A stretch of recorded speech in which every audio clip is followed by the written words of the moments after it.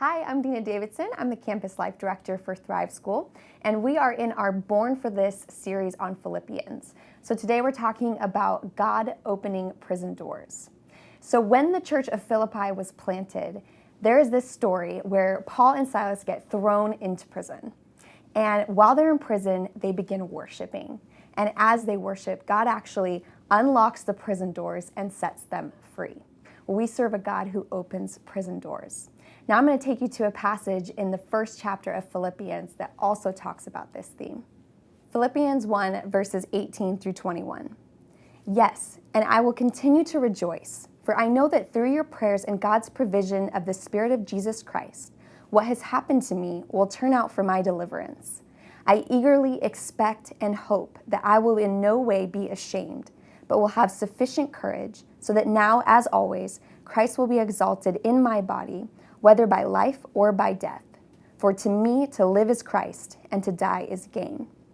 In between when Paul had been set free from that prison in Philippi and when he's actually writing this letter to the Philippians, he had actually been thrown in prison again. And this time he wasn't set free. He was physically in chains in prison while he is writing this letter.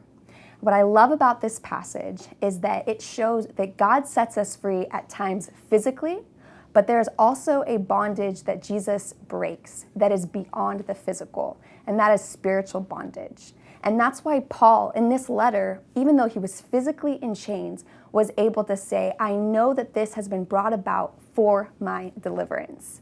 Being thrown in jail was going to lead to Paul's deliverance.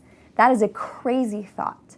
So as you are starting off this morning, I encourage you to go to God and ask him, what type of bondage are you in? What type of prison are you in? You may not physically be in chains, but you might have some emotional bondage. You might be in bondage to fear. You might be in bondage to anger. You might be in bondage to bitterness or vanity or consumption with self. Whatever it is, that is a bondage that God wants to break from your life. He wants to set you free. And this is a type of freedom that is so much more precious than a physical freedom even. Because just like Paul said, to live is Christ and to die is gain. Circumstances have nothing to do with this type of freedom.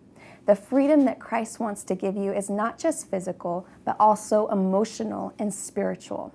So seek God this morning and say, God, what prison doors of my life do you want to open up? What do you want to set me free from? Where am I in bondage, and how do you want to set me free? Let God be the God who opens up prison doors for you this morning.